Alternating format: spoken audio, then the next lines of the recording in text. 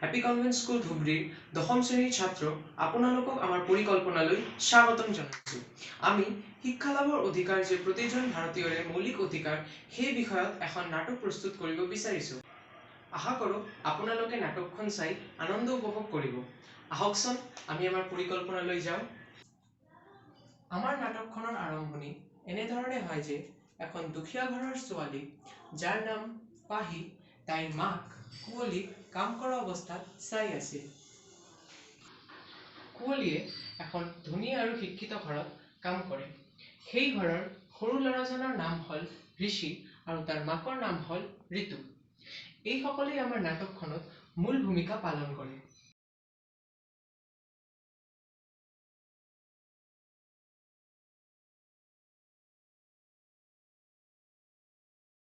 পাহি অ পাহি শুনিছানে?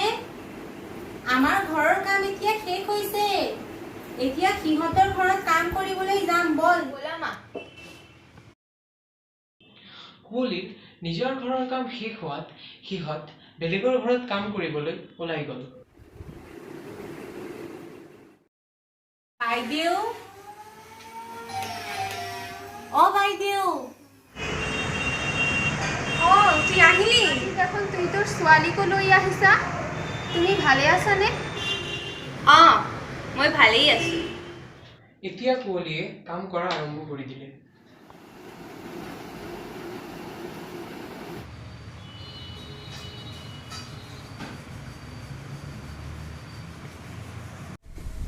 ভণ্টি, তোমাৰ নামটো কি? মোৰ নাম পাহি।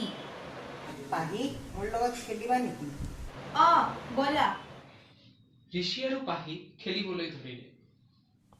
ষ্টন পেপাৰ সিজাৰ স্টোন পেপাৰ চিজাৰ। ঋষি আহা, বহুত খেলিলা, এতিয়া কৰিব বহা। ৰবা মা, মই খেলি আছো এতিয়া, নপৰো।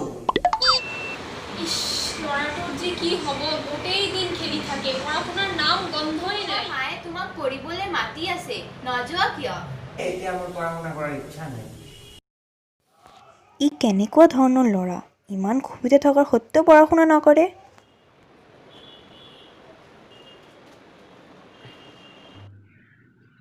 ঋষিক দেখি পাহিৰো পঢ়া শুনা কৰাৰ ইচ্ছা হোৱাত তাইৰ মাকৰ ওচৰত দৌৰ মাৰি গ'লে। মা, ঋষিয়ে স্কুলত যায়, পড়া শুনা করে। মোরও তার নিচিনা পড়াশোনা করার বড় ইচ্ছা। পাহি, কিন্তু পঢ়া-শুনা কৰি কি লাভ হ'ব? কেৱল টকা পইচাহে নষ্ট। তাৰ উপৰিও তই ছোৱালী, এনেই এদিন বিয়া কৰি বেলেগৰ ঘৰত গুচি যাব লাগিব আৰু সিহঁতৰ ঘৰৰ কাম বন কৰিব লাগিব।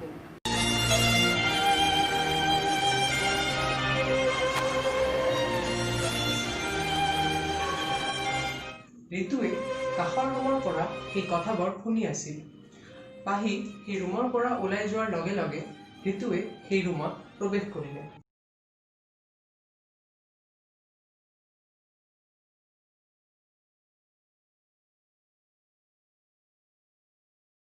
কুঁৱলী, তুই তাইক এনেকৈ কিয় কৈছা? তুই জানানে নাই, শিক্ষা লাভৰ অধিকাৰ হৈছে সকলোৰে মৌলিক অধিকাৰ। কাম কৰাৰ লগতে ঋতুৰ কথাও এই সৰু সৰু ল'ৰা ছোৱালীবোৰেই হৈছে আমাৰ ভাৰতৰ ভৱিষ্যত।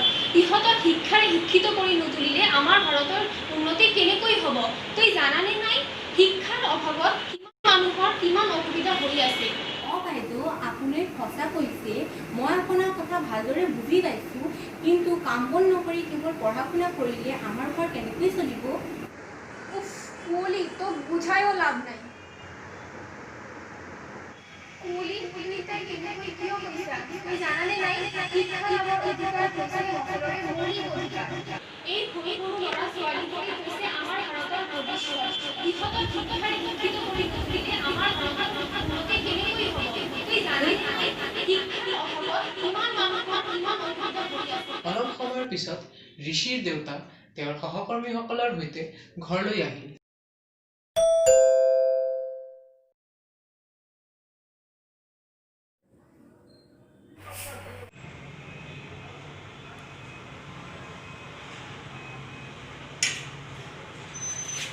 ঋতু, আজি মই সহকৰ্মীসকলক ঘৰলৈ লৈ আহিছোঁ। আজি অফিচৰ অলপ কাম ঘৰতে কৰিম। ঋষিৰ দেউতা তেওঁৰ সহকৰ্মীসকলৰ সৈতে তেওঁৰ ৰুমত গ'লে।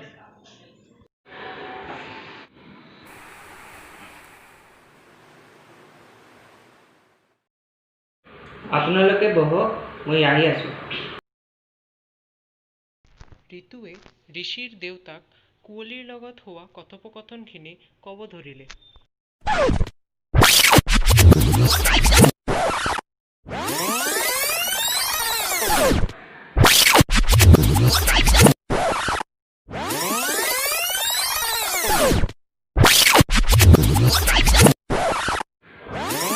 অ' আচ্ছা, তুমি তাইক মোৰ ৰুমত পঠাই দিয়া, আমি বুজাই আছোঁ।